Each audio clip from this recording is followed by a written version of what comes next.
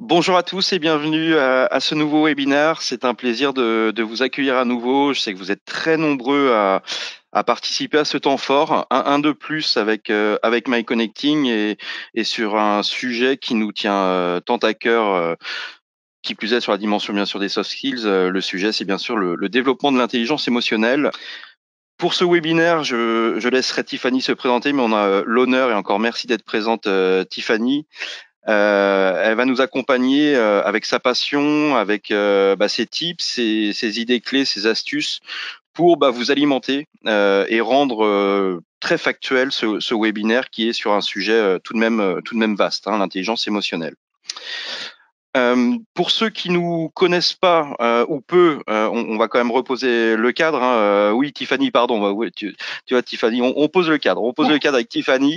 Tiffany, est-ce que tu peux te présenter en 2 mots, s'il te plaît? Oui, bien sûr. Bonjour à tous, bonjour Damien. Ravie d'être de nouveau avec My Connecting pour ce nouveau webinaire sur un nouveau, effectivement, sujet de passion, un sujet, Ouais. enfin voilà, des plus intéressants et aussi des plus actuels.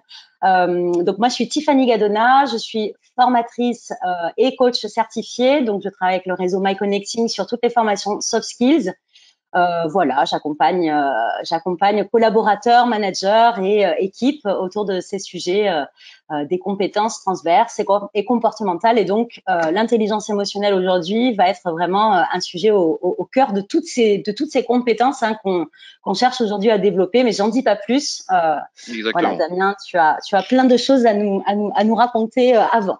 Oui, l'objectif sera vraiment de pouvoir dire ce que l'on met derrière ce terme qui prend de plus en plus de place, comme tu l'as dit, et plus en plus de place dans nos vies pro et perso. Et c'est un sujet qu'on entend beaucoup et pour autant, il y a des difficultés pour les définir, pour mettre le doigt de façon précise sur ce sujet. Donc, on va essayer d'être le plus clair et explicite possible pour vous.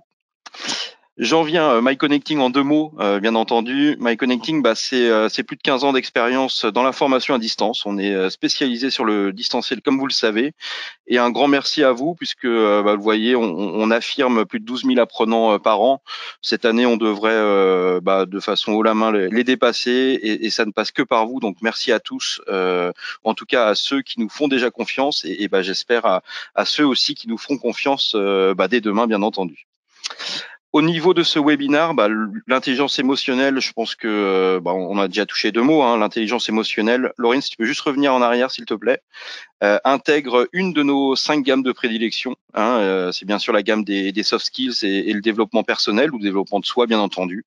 Mais nous intervenons également toujours sur cette dimension distancielle, sur la partie linguistique, l'offre digitale bien entendu et collaborative, les outils de la bureautique et bien sûr nos parcours synergiques qui connaissent un franc succès, qui permettent de vous accompagner ou d'accompagner le développement de vos collaborateurs tant sur la dimension hard skills que sur la dimension soft skills, sur des combinaisons en tout cas intégrées.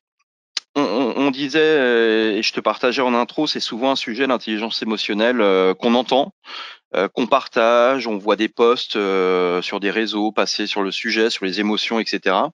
Pour autant, définir l'intelligence émotionnelle, ça peut paraître quelque peu abstrait. Est-ce que tu peux nous clarifier ce sujet, cette méthode de l'intelligence émotionnelle, enfin voilà, en quelques mots très factuels? Bien sûr, bien sûr. Et tu vois, là, effectivement, la manière dont on en parle, pour moi, représente exactement la difficulté. Parfois, on parle de méthode, parfois, on parle de concept, Ouais. parfois, on parle de sujet, de thématique. Et en fait, on a un peu ce terme un peu, enfin voilà, expert derrière lequel on ne sait pas exactement quoi mettre. Donc, pas de panique, tout notre webinaire va servir à ça. Tout notre webinaire va servir à la fois à comprendre qu'est-ce qu'il y a derrière ce terme intelligence émotionnelle, mais aussi va permettre en fait de repartir avec des clés. On aime beaucoup travailler comme ça ensemble Mhm. avec My Connecting et aussi lors de nos webinaires. Pour ceux qui ont déjà participé le savent. En fait, le but c'est aussi que vous repartiez en vous disant voilà, je sais exactement quoi faire avec mon équipe ou individuellement chaque jour pour développer cette intelligence émotionnelle, la renforcer, l'entretenir. Donc voilà le but là de notre webinaire. Je voulais quand même commencer par quelques données Oui. parce que c'est vrai que voilà, ça reste quand même un concept, on va encore l'appeler comme ça pour l'instant, mais un concept qui a été voilà mené par des chercheurs, des psychologues. Hein, c'est apparu donc en 1990 aux États-Unis, donc par Peter Salovey et John Mayer, qui sont des psychologues chercheurs. Donc ce concept de l'intelligence émotionnelle apparaît en 90. Bien sûr, les émotions, on en parle depuis bien plus de temps, mais l'intelligence émotionnelle, c'est un peu finalement, comme on dit là, un modèle qui illustre, en fait, qui va illustrer ou qui va mettre en avant qu'est-ce que la gestion des émotions pour un individu, la gestion des émotions, qu'est-ce qu'elle peut avoir comme utilité. Je dis gestion, mais finalement c'est pas que gestion, on va le voir, c'est aussi compréhension, utilisation, expression. En gros, prendre soin de mes émotions, si je peux rendre ça hyper simple, prendre soin de mes émotions, les comprendre, m'en servir. Quelle utilité ça va avoir. Et c'est là où on commence à parler d'une forme d'intelligence, en fait. C'est là où, effectivement, jusqu'à présent, on parlait beaucoup de QI, en tout cas à cette époque-là, hein, de QI, donc de quotient intellectuel, de connaissances vraiment intellectuelles. Et bien là, on va commencer à se rendre compte que finalement, être en mesure de comprendre, de maîtriser, d'utiliser ces émotions dans nos situations de vie quotidienne, c'est aussi une forme d'intelligence. Et donc, on voit apparaître la naissance de ce qu'on appelle le QE, le quotient émotionnel. On peut d'ailleurs aussi aujourd'hui évaluer sous forme de tests, hein, de tests, de tests qui ont été modélisés. Exactement. En 95, donc Daniel Goleman, qui est un des référents qu'on cite beaucoup, hein, puisqu'il a écrit effectivement un ouvrage qui s'appelle donc Intelligence émotionnelle, qui a été un best-seller et qui est un des super, livres à lire en la matière si on veut plonger et en apprendre plus sur le sujet. Donc Daniel Goleman est devenu aujourd'hui référent. Il intervient énormément autour de cette notion d'intelligence émotionnelle et effectivement, lui, il a un petit peu donné un angle nouveau en fait au concept en mettant en corrélation cette fameuse intelligence émotionnelle et les facteurs de réussite d'un individu. C'est là où effectivement, lui, il intègre vraiment le concept dans le domaine du travail. Donc, lui s'intéresse aussi vraiment au domaine professionnel, personnel également, parce qu'on ne peut pas non plus tout dissocier. Et on va voir que ça fait partie de notre quotidien, mais il y apporte vraiment la touche professionnelle à ce modèle. Donc, très clairement, ce que Daniel Goleman permet de faire, c'est de modéliser 5 piliers qui permettent vraiment de faciliter la compréhension. Et ces 5 piliers vont quelque part en fait donner lieu à presque 25 compétences. 25 compétences que nous aujourd'hui on appelle et qui nous intéressent énormément les savoir-être. Et donc ces 25 compétences vont être organisées un petit peu en 5 piliers clés. Et ces 5 piliers finalement qui fondent l'intelligence émotionnelle et donc le quotient émotionnel d'un individu. Ok. Et est-ce que, merci déjà beaucoup pour avoir posé ce cadre, Tiffany, qui permet de clarifier quand même le sujet. Est-ce que tu peux nous détailler ces 5 piliers? Bien sûr. Donc ces 5 piliers, on va les avoir à la slide suivante comme ça, ce sera plus simple. Mais en gros, la première chose, c'est qu'ils sont déjà divisés en fait alors divisés, ils sont très complémentaires tous, mais ils sont scindés en fait en deux thématiques, on va dire.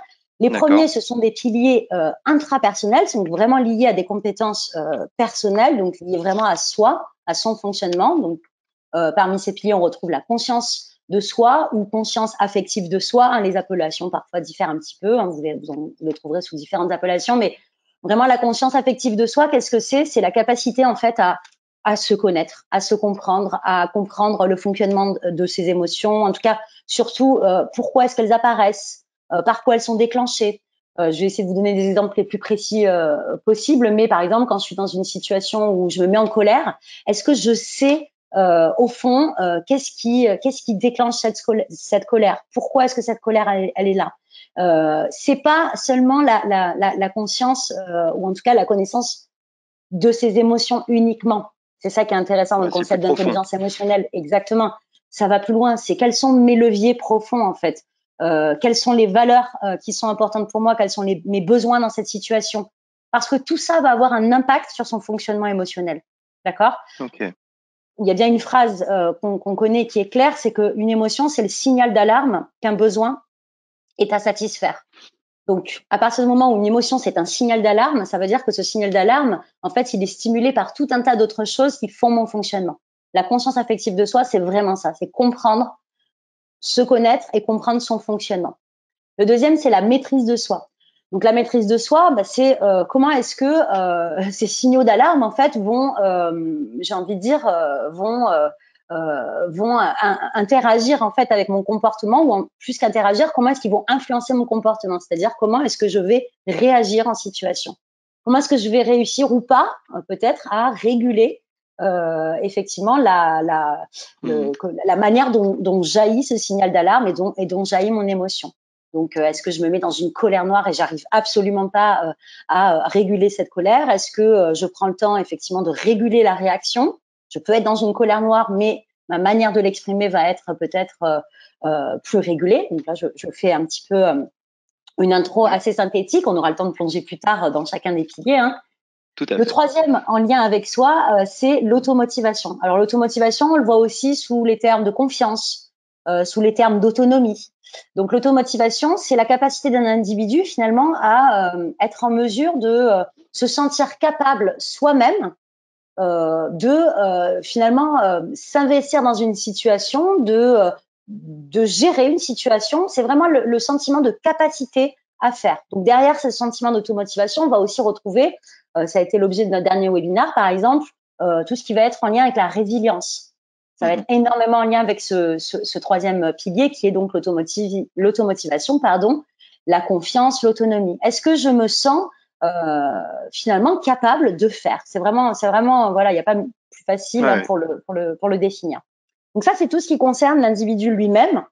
Et ensuite, l'intelligence émotionnelle, bien sûr, elle concerne également, donc les deux derniers piliers de l'intelligence émotionnelle, elle concerne également l'autre, en fait, aussi notre rapport aux autres, hein, parce qu'on ne vit pas seul, enfermé, enfin voilà, replié sur soi, même si aujourd'hui on est un petit peu chez soi, en fait, on est quand même en interaction permanente avec autrui. Donc ça, c'est tout ce qui va être les compétences relationnelles, sociales ou interpersonnelles. Donc il y a deux piliers dans cette partie-là, l'empathie. L'empathie, capacité à vraiment ressentir ce que l'autre ressent, capacité à vraiment comprendre pourquoi l'autre vit cette émotion, qu'est-ce que ça provoque pour lui. On va voir effectivement les limites de l'empathie et qu'est-ce que vraiment l'empathie plus tard, mais voilà, c'est vraiment cette capacité à ressentir ce que l'autre ressent pour vraiment le comprendre en fait. Et le dernier, ce sont en fait les compétences sociales. Donc là, on est vraiment sur voilà, comment est-ce que j'interagis avec les autres, comment est-ce que je me sens entourée par d'autres personnes, comment est-ce que voilà, je me comporte dans un groupe, pour reprendre des exemples précis, dans une réunion où plusieurs personnes partagent des idées, quelle est ma manière d'échanger, quelle est ma manière d'écouter, quelle est ma manière de faire avec les idées des uns et des autres, mais vraiment sur des compétences là collaboratives. Très bien. C'est très Voilà. clair pour moi. En termes de bénéfices, Tiffany, quels seraient ces bénéfices dans nos vies, dans notre quotidien pro-perso, bien entendu? Quel impact, comme cette slide le dit si bien en deux mots? Oui. Alors, d'après effectivement tout ce que je viens de décrire, on arrive déjà en fait à percevoir tout un tas de situations quotidiennes dans lesquelles le développement de cette intelligence émotionnelle va avoir un impact assez fondamental. Faut savoir qu'on passe à peu près 90% de notre temps à ressentir en fait des émotions, à vivre nos émotions. Donc, ce 90% de temps où on ressent et on vit nos émotions, et ben si on arrive à développer ces 5 piliers, donc qui vont donner lieu à tout un tas de compétences, on peut se dire que on va être voilà en mesure de déjà mieux se connaître, mieux se comprendre. Donc qui dit mieux se connaître, mieux se comprendre, ça veut dire quoi? Ça veut dire j'ai pas forcément je peux trouver les clés moi tout seul dans une situation qui par exemple peut être challengeante, difficile. J'ai accès à tout un tas d'informations me concernant qui peuvent m'être très utiles. On peut aussi se dire qu'effectivement, l'intelligence émotionnelle, si on regarde un petit peu les 5 piliers, quand on est dans une situation problématique, voire de crise, ça peut permettre aussi de favoriser la résolution de problèmes. D'accord? Pourquoi? Parce que on va effectivement être en mesure de, par exemple, garder son sang-froid, tout simplement. Garder son sang-froid dans une situation, utiliser la puissance ou en tout cas l'utilité de ce signal d'alarme déclenché par l'émotion pour aller mettre en place l'action la plus, on va dire, la plus adéquate est la plus utile, hein, tout simplement, dans une situation. Donc, ça permet aussi, en fait, de développer cette clairvoyance, cette proactivité qu'on peut avoir dans une situation. Et puis, en fait, tout simplement, ça permet en fait de choisir sa réaction face aux événements. Donc, si on fait ça, effectivement, il y a de fortes chances qu'on finisse pas ces journées en se disant pourquoi j'ai dit ça, pourquoi j'ai réagi comme ça, j'aurais dû dire ça. Il y a aussi toute cette partie, effectivement, se sentir vraiment en adéquation avec la manière dont je réagis aux événements. Donc une fois de plus, après la gestion du temps ou encore la résilience, si je comprends bien, c'est une nouvelle fois une question de choix, Tiffany. Enfin, ça nous Avec moi, apporte le la choix, possibilité de choisir.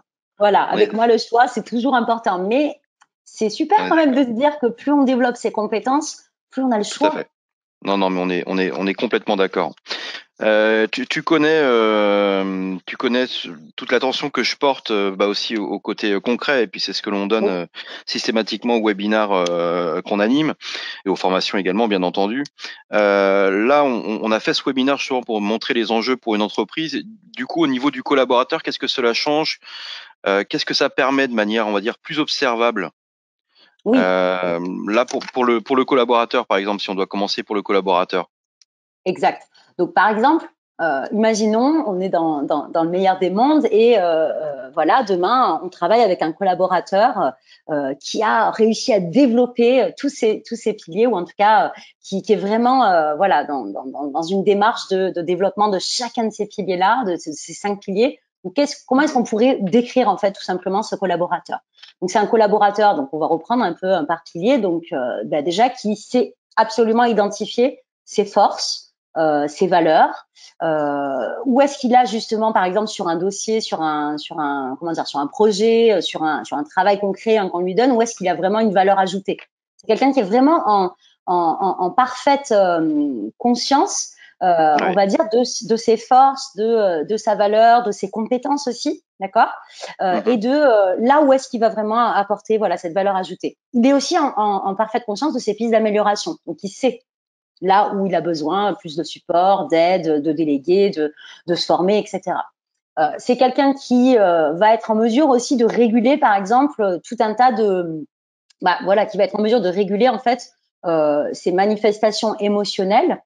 Par exemple, quand il va se retrouver dans des situations d'imprévu ou voire de stress négatif, ce qui est quand même D'accord. très clairement assez souvent le cas dans notre vie, d'accord, professionnelle ou personnelle. Il est aussi en mesure de connecter avec ses pairs, donc ses collègues, sa hiérarchie, ses clients également, grâce à des aptitudes d'empathie assez développées. Donc quand je dis connecter, c'est pas seulement, je prends l'exemple, je sais pas, Damien, toi tu es directeur du développement et tu as une équipe aussi de commerciaux. C'est pas seulement quelqu'un qui est capable en fait juste voilà d'écouter, de mener un entretien commercial avec un client. C'est quelqu'un qui est capable pardon humainement de manière vraiment très très profonde de comprendre ce que ressent son Ouais. interlocuteur. Donc De façon je suis par authentique. exemple exactement de façon authentique, de façon très très humaine. Donc quelque part on est clair que pour un commercial c'est absolument crucial ça, d'accord, parce que je vais Mhm. vraiment être en mesure de manière honnête et authentique, hein, j'insiste sur ce point, de Ouais. comprendre de quoi l'autre en face de moi a besoin. Où est-ce qu'il a besoin d'être rassuré? Qu'est-ce que je peux faire pour lui apporter voilà la meilleure réponse à son besoin? Est-ce que déjà lui laisse la place? Enfin voilà, juste de la place, qu'il l'écoute en fait. Vous imaginez comment l'autre interlocuteur va se sentir en fait Ouais, ouais. à ce voilà ce commercial ou ce collaborateur. Et Et puis c'est vrai bah, que c'est cette quel... dimension et pardon, juste je te Vas-y, complète, vas-y. enfin je te coupe et je m'en excuse. Non, non, C'est vas-y. très parlant ça au niveau commercial, mais aussi au niveau RH. Cette dimension de percevoir pleinement ce que ressent le collaborateur pour se projeter dans son développement, pour mieux comprendre ce dont il a besoin, ses capacités, ses connaissances. Exact. C'est ultra important au niveau RH. Exactement. Et c'est aussi ce qui génère énormément de proactivité. J'ai pas forcément parlé du troisième pilier, automotivation, confiance, autonomie, mais voyez bien que ces piliers, en fait, ils sont extrêmement complémentaires Mhm. parce qu'en fait, quand je suis en mesure de mettre le doigt sur comment dire, ces facteurs qui font mon fonctionnement, c'est aussi là où je développe cette autonomie. C'est-à-dire que j'ai une information bah du coup j'ai envie de m'en servir, donc j'ai envie de me dire bah tiens là j'ai besoin de me former là-dessus, ou là je suis vraiment voilà en confiance là-dessus, je sais que c'est ma force donc je vais pouvoir l'activer. C'est ça qui est intéressant aussi à l'échelle d'un collaborateur. Ouais, tout à fait. Ok, et je te coupais, Tiffany, excuse-moi. Tu parlais peut-être de la communication, non, c'est ça? Oui, je parlais de la C'est ça que tu voulais. communication parce que c'est vrai merci, on disait, enfin voilà, on parlait plutôt de collaborateurs, mais en fait dans le collaborateur, on peut aussi voilà imaginer un manager, un leader, et c'est vrai qu'il y a aussi cette dimension, donc sur les compétences sociales, aussi cette dimension de communication plus inspirante en fait quand on développe cette intelligence émotionnelle, hein, pour aussi animer pas mal de modules sur la prise de parole, sur le charisme. En fait, on voit que dans les composantes essentielles de la prise de parole et du charisme, il y a cette notion aussi vraiment de pleine présence, voilà, d'être vraiment ici et maintenant, donc cette attention qu'on va Dans avoir l'instant. vraiment à soi, à l'autre, à l'instant, à l'environnement. Il y a cette notion très humaine aussi, hein, qui a envie d'écouter un orateur qui est absolument coupé de toute, enfin voilà, de ses émotions, de ses ressentis, qui partage absolument rien à titre humain, aucune chaleur, aucun Ouais. partage. Donc voilà, il y a aussi cette dimension-là qui je trouve intéressante, c'est d'avoir vraiment cette communication plus inspirante, plus alignée, plus complète en fait, tout simplement. Et ça, je Ouais. pense que pour un manager aussi, c'est extrêmement important. Quand on fait passer un message, qui est parfois même délicat, qui peut être un message délicat, d'avoir cette communication voilà plus humaine, plus complète, plus inspirante et plus Ouais. alignée avec ce qu'il est au fond, je crois que ça a beaucoup d'importance. Et d'où la pertinence de venir cartographier à bon escient justement ce quotient émotionnel au niveau des collaborateurs, permettant Exact. d'une de développer le collaborateur dans le plan de développement de compétences de l'entreprise, mais aussi de s'adapter et de mieux manager le collaborateur, Ouais, ce qui portera des bénéfices à court, moyen et bien sûr à long terme. Euh, exactement. donc là, on parlait du collaborateur. Si on doit se projeter sur la dimension de l'entreprise, d'une équipe, plutôt Ouais, d'une équipe même, ouais. euh, que- voilà, quel tips tu pourrais nous donner en termes d'impact? Oui, tout à fait. Donc, effectivement, l'intelligence émotionnelle, si on part du principe que tous les collaborateurs de l'équipe s'engagent, en tout cas, ou s'intéressent à ce sujet et se développent hein, sur Ouais. ce modèle-là, forcément, il va y avoir un impact aussi collectif, et c'est le but aussi. D'accord? C'est aussi un des facteurs de réussite qu'observe Daniel Goleman. Donc, imaginez une équipe, par exemple, où on va dire chaque tâche, chaque activité quotidienne est distribuée ou en tout cas est attribuée en fonction des forces de chacun. Ça c'est quand même assez Ouais. parlant hein, quand on voit parfois que des équipes, voilà, pas mal aussi de conflits d'équipes peuvent naître parce que je comprends pas pourquoi telle personne fait telle tâche, moi je l'aurais pas fait comme ça. Ça c'est vraiment un domaine qui me plaît. Puis une autre personne a une tâche mais qui la motive pas forcément, donc la fait peut-être un peu moins bien, avec moins d'entrain. Donc du coup on n'a pas le même engagement dans l'équipe. Donc là on est vraiment sur si Et pas le même l'intelligence est et pas le même plaisir. et pas le même plaisir, exactement. Donc engagement, plaisir, enfin voilà, il y a vraiment cette notion-là aussi de motivation. Hein. On voit que c'est Ouais. complémentaire. Donc là, on est sur une équipe qui quelque part a un peu le puzzle, j'ai envie de dire idéal. En fait, chaque pièce est au bon endroit. Donc meilleure performance collective, plus de plaisir effectivement à travailler ensemble parce que c'est plus cohérent. Mhm. Une autre chose effectivement qui peut aussi euh, jouer voilà sur la dimension d'équipe, c'est la notion d'assertivité, donc d'affirmation. C'est-à-dire que si en fait chaque membre de l'équipe développe ce deuxième pilier qui est donc la maîtrise de soi et la manière dont les émotions impactent sur nos comportements, donc comment est-ce qu'on réagit, comment est-ce qu'on les exprime, on a Ouais. beaucoup de chances effectivement de diminuer tout ce qu'on appelle voilà les comportements refuges et ces comportements un peu de protection qu'on va avoir, hein, soit de ne rien dire, soit de complètement exploser, ou soit d'essayer de faire comprendre aux autres par un comportement un peu détourné. Donc ça, on le sait, c'est les trois comportements refuges qu'un individu peut adopter pour se protéger. Mais si en fait l'individu se sent en mesure de réguler la manière dont l'émotion va interagir, ou en tout cas va influencer pardon son comportement, si donc je reprends le terme, mais si l'individu choisit, si chaque individu choisit comment est-ce que je vais réagir, et ben il y a de fortes chances finalement qu'on soit dans une équipe qui soit affirmée en fait, qui sache Tout se à fait. dire les choses dans une logique vraiment de respect, d'ouverture. Proactivité, je vais pas revenir dessus parce qu'on en a déjà parlé, mais c'est une équipe effectivement qui prend à cœur de relever les défis de manière collective et surtout qui célèbre les réussites. J'en parlerai peut-être plus tard quand on plongera dans les différents piliers, mais ce qui est important, c'est que là, vraiment, c'est une équipe qui non seulement prend du plaisir à relever les défis, mais en plus, c'est prendre le temps de célébrer. Et donc, Ouais. c'est intégrer ces émotions de joie. Et donc ça, c'est en fait un effet vertueux qui va continuer à développer la motivation, l'envie de s'investir. Ouais, Okay. tout à fait. Et plus que Voilà. célébrer, dis-moi si je me trompe, mais c'est aussi reconnaître les réussites. Ouais, bien sûr, tout à Parce fait. qu'on a, je pense, facilement l'habilité à reconnaître les difficultés, Ouais, mais avec plus de difficultés de reconnaître les réussites et encore moins et encore plus de difficultés à les célébrer. Et c'est vrai que dans ouais, le contexte dans lequel on vit actuellement, il est plus que jamais temps de savoir célébrer, d'une manière qui est adaptée à la réussite en question, mais ces moments de réussite parce que bah ouais ça rebooste un collaborateur, ça absolument. rebooste une équipe aussi. Absolument. Et c'est un des points, hein, effectivement, quand on plonge, voilà, dans le développement de cette intelligence émotionnelle, quand on s'intéresse à qu'est-ce que cache une émotion, hein, voilà, une émotion de joie, elle cache un besoin de célébration, elle cache un besoin, enfin, voilà, c'est déclenché par une réussite et il y a derrière, effectivement, un besoin de partage, un besoin de célébration.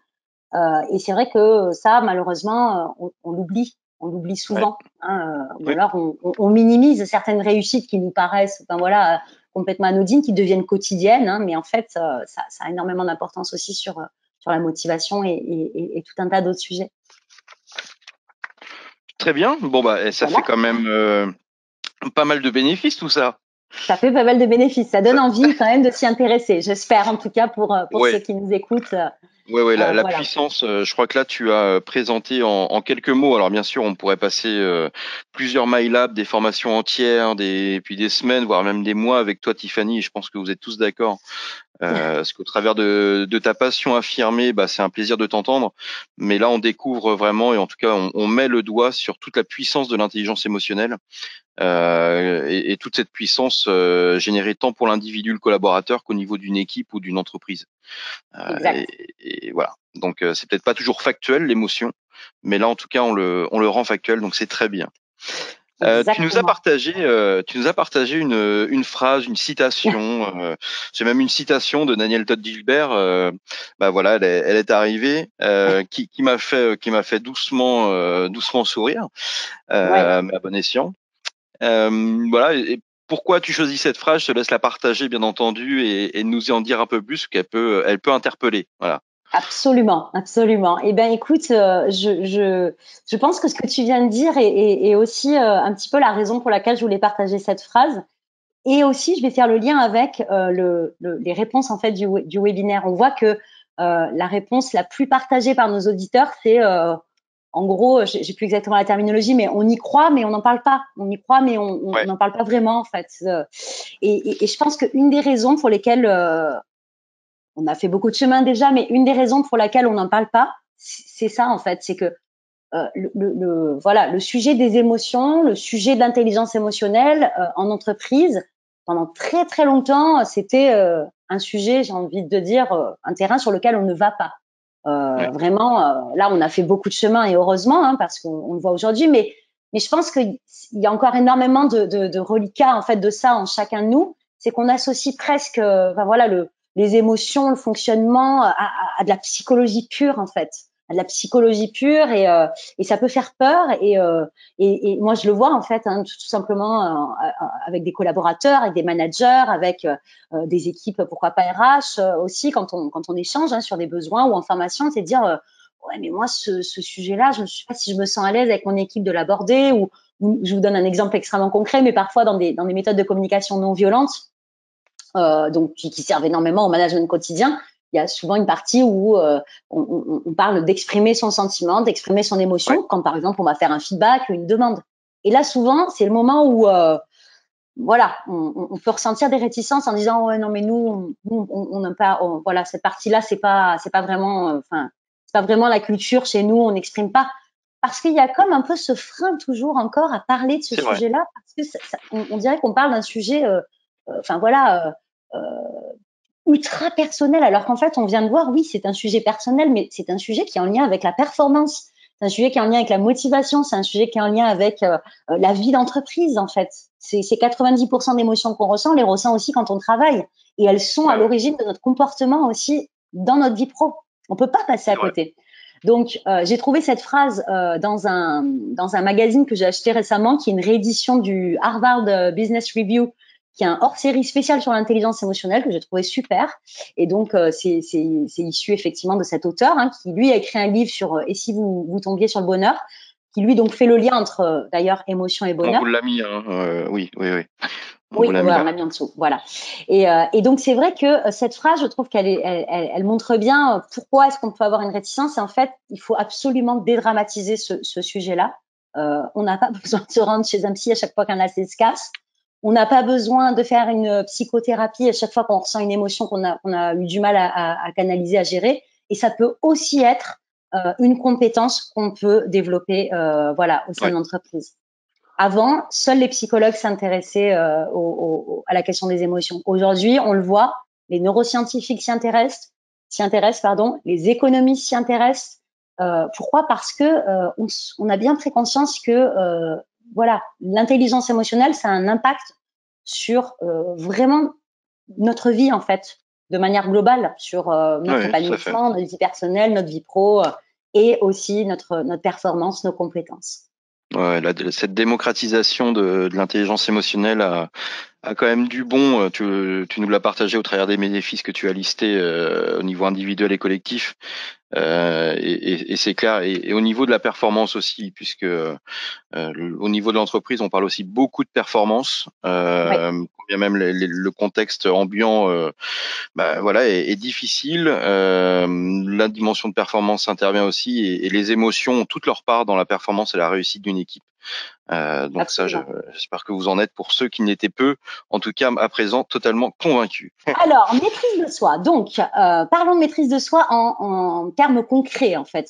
Qu'est-ce qu'on peut faire au Ouais, quotidien pour soi, pour son équipe, avec ses collaborateurs, etc. Donc voilà, là, le but, c'est vraiment de se donner des exemples de rituels, d'accord. Il n'y a pas de baguette magique qui permette de maîtriser, voilà, ou de réguler ses réactions émotionnelles. Il y a simplement finalement des automatismes par ben voilà, l'instauration de petits rituels, de petites pratiques qui vont me permettre petit à petit de développer cette compétence, parce que c'est bien une compétence. Donc ouais, ici, ouais. on parle de effectivement réguler l'expression émotionnelle et sa réactivité, d'adapter et choisir sa réaction aux événements. Donc, c'est vraiment la finalité du développement de ce pilier-là, c'est ça. Donc moi, ce que je vous proposais ici, c'était de se dire, bah, en fait, on voit souvent que ce qui peut finalement affecter la maîtrise de soi, c'est quand on répond de manière extrêmement rapide et quand on est effectivement pris par cette réactivité. On arrive, il nous suffirait juste une minute. Je vous ai mis une minute, 3 grandes respirations. En fait, chacun pourrait quelque part choisir d'avoir un mémo technique. Ça peut être de dire, j'attends une minute avant de répondre à ce mail. Je respire 3 fois avant de lui répondre. Ou dans ma tête, je sais pas, enfin, voilà, tout est possible en fait. Je compte jusqu'à 5 avant de donner ma réponse. Le simple fait de créer un temps de pause entre ce qui arrive, ce qui crée une décharge émotionnelle pour moi et ma réponse, Ouais. le simple fait de créer un micro temps de pause me permet déjà de réguler, me permet déjà en fait d'avoir vraiment ce temps de choix, en fait, ce temps où je vais de nouveau reprendre la main en fait sur ma réponse. Et ça va pas être une réponse aussi automatique que si je ne réfléchis pas à ça. D'accord. Donc ça, c'est Ouais, un ouais. premier point. Quand on a tendance à très vite répondre aux mails, on voit un pop-up arriver, hop, hop, hop, tout de suite, ou en réunion, très vite, on contre-argumente, juste, on stoppe. On se dit, je respire 3 fois et ensuite je réponds. Ouais, et c'est Premier important point. ce que tu dis, puisque je pense qu'il faut aller, et là je pense à moi, aller au-delà de simplement se dire j'attends avant de répondre. C'est d'avoir cet outil mémotechnique comme les 3 grandes respirations, Exactement. qui permet une nouvelle fois de rendre factuel ce temps d'attente, ce temps de digestion de l'émotion, pour une meilleure traduction qui sera plus positive et constructive avec son interlocuteur. Complètement, complètement. C'est tout à fait ça. Un autre point aussi, c'est l'humeur en fait dans laquelle on est au moment de la réponse. Et ou au moment, quand je dis de la réponse, hein, parce que là, je pars du principe qu'on est dans un échange, mais je prends un autre exemple. Hein, du coup, un manager qui se connecte sur Teams ou sur Zoom va faire sa réunion, sa petite réunion d'équipe du lundi matin, et en fait, il a déjà traité 10 mails avant, 2-3 sujets complexes qui l'ont un petit peu, affecté. Donc, il est assez énervé, il est assez tendu et il va commencer sa réunion d'équipe. En fait, souvent, on pense, voilà, on se dit, allez hop, j'y vais, j'avance parce que au moins c'est fait, on passe à autre chose. Mais en fait, là comment dire, le secret, ça serait de se focaliser d'abord sur ce qui améliore son humeur avant de se lancer dans une nouvelle action. Et ça, c'est vrai qu'on oublie aussi. Se dire dans quelle humeur je suis et dans quelle humeur je vais entrer dans cette nouvelle action. Donc, quelle va être en fait ma réaction dans cette nouvelle action. Donc, voilà, se concentrer sur l'humeur, ça peut être de dire en fait, je vais prendre le temps, peut-être même simplement au début de ma réunion, de dire à tout le monde, voilà, on ouvre la réunion. Avant qu'on commence, on va tous se chercher un café ou on prend 5 minutes juste pour échanger ou même avant de me connecter, je prends un temps. Alors, il y a plein d'exemples possibles pour améliorer l'humeur. Exactement, un vrai sas. Je me regarde une petite vidéo qui me fait rire. Mais ça paraît tout bête ce que je vous dis là et je le sais, mais qui le fait vraiment? Qui va jusqu'au bout de ça? Qui lève la tête et se dit tiens, là, faut que je pose quoi, parce que je suis vraiment d'une humeur exécrable et je peux pas commencer ma réunion comme ça. Ok, donc ça c'est le point sur l'humeur.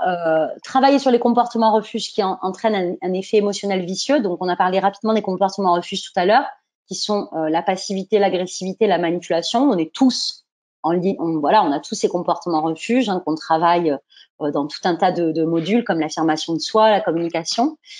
Pourquoi je dis qu'ils ont un effet vicieux sur effectivement nos réactions émotionnelles? Parce qu'en fait, si on prend par exemple l'exemple de la passivité, si j'ai tendance à rentrer dans ce comportement refuge-là, eh bien en fait, je vais voir que la passivité, ça va faire bouillonner une certaine frustration qui en fait est provoquée par tous ces non-dits, par toutes ces choses que je ne dis pas, par toutes ces choses que je ne fais pas, par tous ces points qui me dérangent et que je ne mentionne pas. Donc, plus je vais rentrer dans un comportement refuge de protection, plus en fait mes émotions vont finalement pas être entendues, pas être honorées, et donc elles vont s'accumuler jusqu'à ce qu'éventuellement elles explosent et donc que j'adopte une réaction que je risque de regretter. Et donc le travail sur les comportements refuges, c'est un super moyen aussi. Il existe le fameux test de Gordon que vous pouvez trouver gratuitement sur Internet et qui permet aussi d'identifier comme ça quels sont les comportements refuges qu'on adopte le plus souvent. Se demander quelle réaction est la plus alignée avec mes valeurs à cet instant. Ça, c'est super intéressant. Donc ça sous-entend qu'on ait développé la conscience de soi avant. C'est pour ça que ces piliers-là sont complémentaires. C'est-à-dire, plus je me connais, plus je sais, par exemple, quelles sont les valeurs qui sont importantes. Si je suis manager, si je suis collaborateur, si je suis commercial, peu importe ce que je fais, si je suis parent, enfin, ça marche aussi pour la vie perso. Quelles sont mes valeurs? C'est-à-dire, quels sont vraiment mes moteurs? Qu'est-ce qui est bon? Qu'est-ce qui semble juste pour moi d'honorer en toute situation? Si j'ai une valeur, je sais pas moi, de l'ouverture d'esprit, et que je suis dans un débat, par exemple, j'ai vraiment une forte valeur pour l'ouverture. C'est important pour moi que dans toutes les communications, il y ait cette ouverture. Et je suis dans une réunion, dans un débat sur telle ou telle méthode, par exemple, à mettre en place pour tel ou tel projet. Et que je commence à être très virulente, en fait, dans mes propos, dans ma manière de réagir. Si je réfléchis pas à ce moment-là à est-ce que ma réaction, elle est alignée avec mes valeurs, là? Est-ce que la manière dont je réagis, finalement, j'en suis fière? Il y a de fortes chances qu'à un moment donné, après cette réunion, je regrette. Et j'ai ce fameux moment où je dis, mais pourquoi j'ai dit ça? Pourquoi j'ai fait ça? Et donc, que je n'ai pas pu être finalement en maîtrise de ma réaction.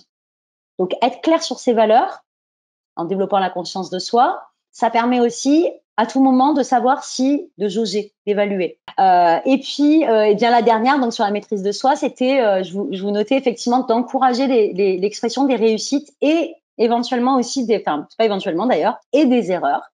soyons clairs, en réunion. C'est-à-dire, on peut faire un point en réunion sur qu'est-ce qui a super bien marché, qu'est-ce qui n'a pas bien marché. Alors, ça, on le sait déjà, hein, que c'est pas une mauvaise chose de le faire, mais moi, ce que j'ai envie, c'est de vous montrer quel est derrière l'intérêt pour justement cette notion de maîtrise de soi. C'est qu'en fait, on va autoriser les équipes à libérer des sentiments soit d'accomplissement, de réussite, de joie. On va libérer ces sentiments-là, enfin l'expression en tout cas de ces sentiments, mais on va aussi libérer l'expression de la frustration.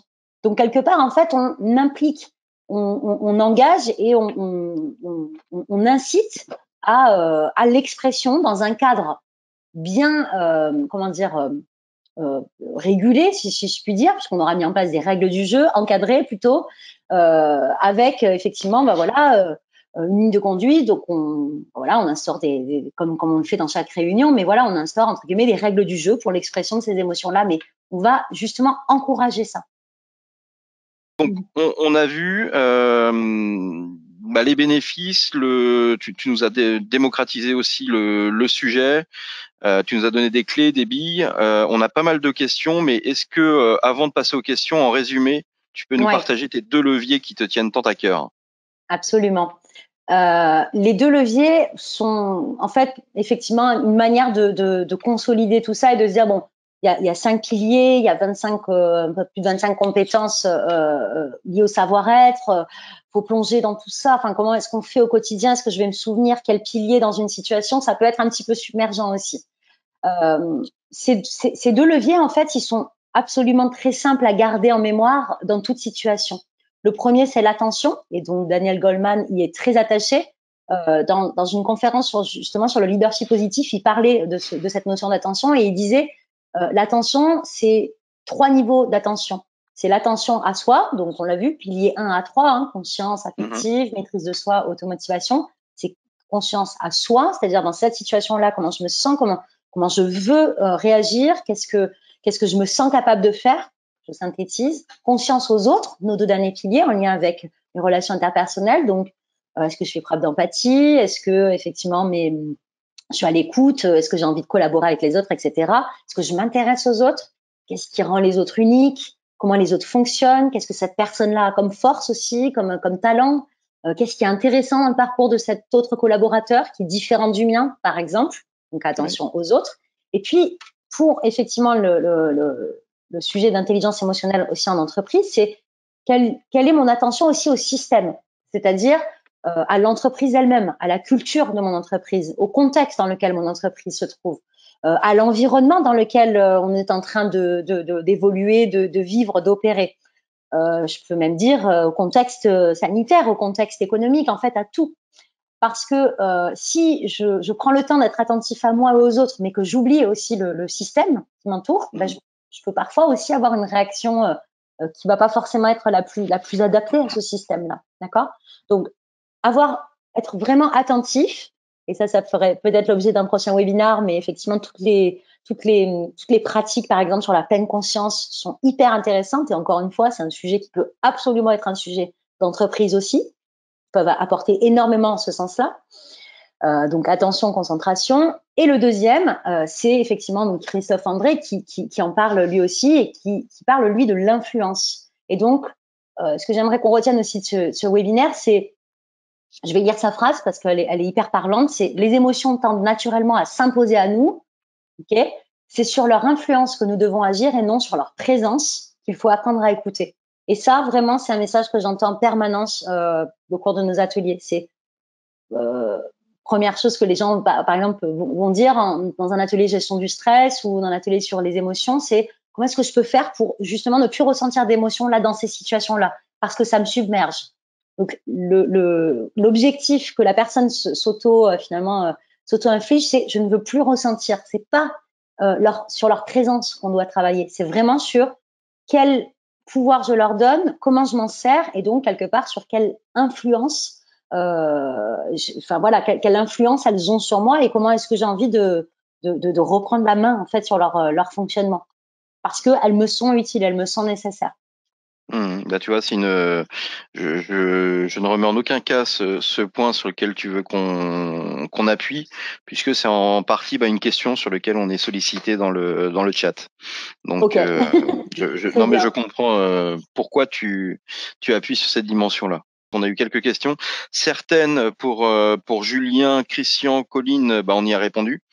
Oui, on y a complètement répondu. Et ce que je te propose, Tiffany, c'est de partager celles qui restent et qui n'ont pas été traitées au travers de ce webinaire. Ou en tout cas, peut-être tu nous diras si tu es en mesure d'apporter des tips Bien complémentaires sûr. ou en tout Ouais. cas, voilà, d'apporter des lumières aux questions posées. Vos questions, vos Oui. questions. Donc là, j'en ai une. Que faire avec un collaborateur qui ne laisse pas du tout passer d'émotion dans la communication? Mm. Et oui. Et ça, Une bonne question. c'est une très bonne question. C'est là le moment où, non, mais vraiment, je comprends tout à fait. Enfin, voilà, la personne qui apporte ce point, parce que c'est pas facile du tout. Hein. Moi, je pense que ce qui est important, c'est de se dire pourquoi finalement cette personne, elle ne laisse pas passer d'émotions. Et on l'a un petit peu, on en a quand même un petit peu parlé pendant ce webinaire, hein, en se disant. Effectivement que c'est encore perçu comme un risque, c'est encore perçu comme un sujet qui n'est pas acceptable sur son lieu de travail, pour aussi donner d'autres angles de réflexion à cette personne. Par exemple dans les labs, les ateliers sur intelligence émotionnelle, on passe un petit test d'intelligence émotionnelle qui est inspiré du test officiel Ouais.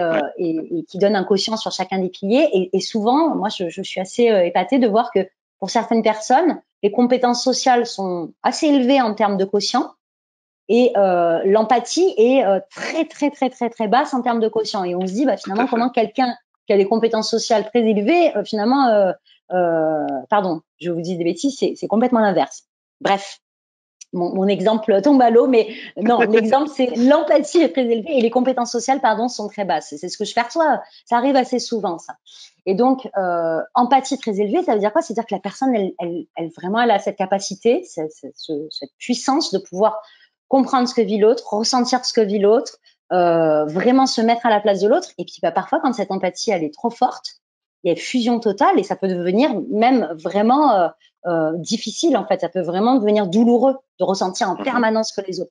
Et donc, une des stratégies que développent certains individus, c'est de justement se trouver le moins possible en situation d'interaction sociale pour ne pas avoir à vivre ça. D'accord? Donc c'est pour ça que ce qui est intéressant dans votre cas là sur cette question, c'est de dire pourquoi cette personne ne laisse rien transparaître.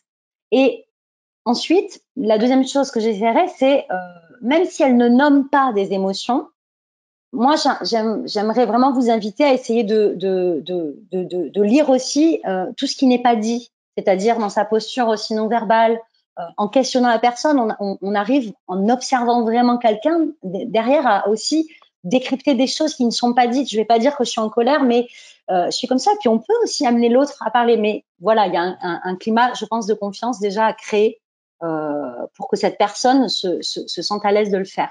J'ai donné pas mal de Ok. réponses pour une question. J'espère que c'est assez clair. Très bien.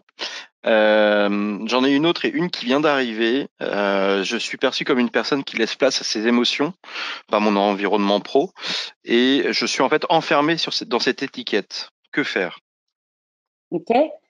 Euh, du coup, plein de questions. J'ai envie de poser plein de questions à cette personne. C'est euh, est-ce que, enfin voilà, quel est vous votre, en quoi ça vous embête en fait d'avoir cette étiquette-là?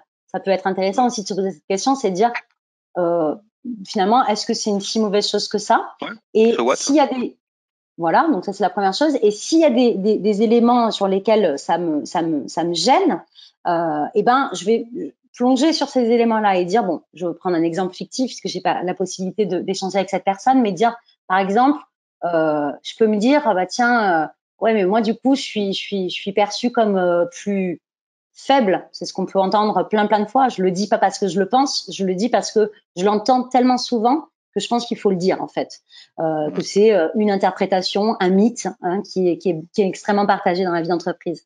Je suis perçue comme faible, on utilise parfois des thèmes de bisounours, enfin c'est vraiment incroyable, mais Mais voilà, Ouais. il y a ces choses-là. Donc, c'est de dire, tiens, je vais aller creuser là-dedans. Et si cette projection, en tout cas que je renvoie, ne me convient pas, ben, je vais essayer de me poser la question, justement dans la partie maîtrise de soi, qu'est-ce que je peux faire pour mieux aligner ma communication à ce que je souhaite effectivement, à ce que je désire plutôt envoyer comme image. C'est-à-dire que peut-être que j'ai pas envie de tout perdre en fait dans la gestion de mes émotions. Peut-être qu'en fait ça me sert à plein de choses, mais dans ma manière de l'exprimer, il y a quelque chose qui pourrait être mieux aligné avec ce que je souhaite effectivement Ok. développer comme image. Donc, ça peut passer par exemple, on travaille sur sa voix, sur sa posture. Là, on est vraiment dans la communication pure et l'expression pure. Ah D'accord. oui. Ça peut passer par un travail aussi d'affirmation. Il y a plein de pistes à creuser. Mais voilà, ne vous dites pas que parce qu'il y a cette interprétation-là, cette petite chose encore qui plane, ce mythe encore qui est partagé, tout est un handicap. Enfin, pas du tout en fait. C'est pas un handicap. Très bien. Et c'est encore moins un point négatif. Pas du tout. Donc voilà. C'est une forme d'intelligence. Si on peut voilà rappeler un des points du départ, c'est une forme d'intelligence. Exactement. Et là, je peux la citer parce que c'est un merci à vous, Karine. C'est l'intelligence émotionnelle est en effet perçue comme une faiblesse et non pas un outil, une qualité dans le management. Donc oui, c'est une vraie qualité dans le management, et une vraie qualité à tous les niveaux, quelle que soit la fonction. L'intelligence émotionnelle est très puissant, de par les différentes clés que l'on a données. On avait une dernière question, mais on ne pourra pas y répondre, ce qui est déjà 11h31. Et ça pourrait aussi faire l'objet d'un autre webinaire qui est comment détecter le comportement non verbal ou les comportements lors d'un Mm, entretien ou d'une réunion. C'est vrai que c'est une réponse qui est en lien, hein, bien sûr, puisque ça communique avec les émotions. absolument. Mais là, ça Ouais. pourrait nous prendre beaucoup de temps, l'analyse non verbale, paraverbale, préverbale. Enfin voilà, c'est un vrai sujet dont on se fera un plaisir en tout cas, mais c'est ce que l'on voit en formation, Tiffany. Tout à fait. Alors, on travaille beaucoup sur sa gestion du non-verbal, c'est-à-dire pour Oui. s'assurer que ce que je dis est aligné avec ce que je fais et comment je me comporte. Mais après, c'est vrai que bon, pour cette personne, si on peut lui donner des pistes pour aller creuser plus loin, il existe tout un tas aussi de pratiques, hein, des personnes vraiment certifiées sur des pratiques comme par exemple déjà la PNL, qui permettent d'aller creuser plus loin sur justement la lecture de ces signaux non verbaux et d'en apprendre plus sur le fonctionnement et les leviers profonds d'un individu en fonction de ces signaux non verbaux. Tiffany, un peu comme Karine, bah merci beaucoup. Je te dis la même chose en deux mots. Mais Merci merci à tous de votre attention. beaucoup, merci à tous, merci Damien en tout cas et My Connecting comme toujours de donner la place à ces sujets et de m'inviter. C'est un plaisir de partager cette heure avec vous tous et à bientôt peut-être pour un prochain sujet. Exactement. À bientôt. Merci à tous et bon après-midi. Au Bonne revoir. journée.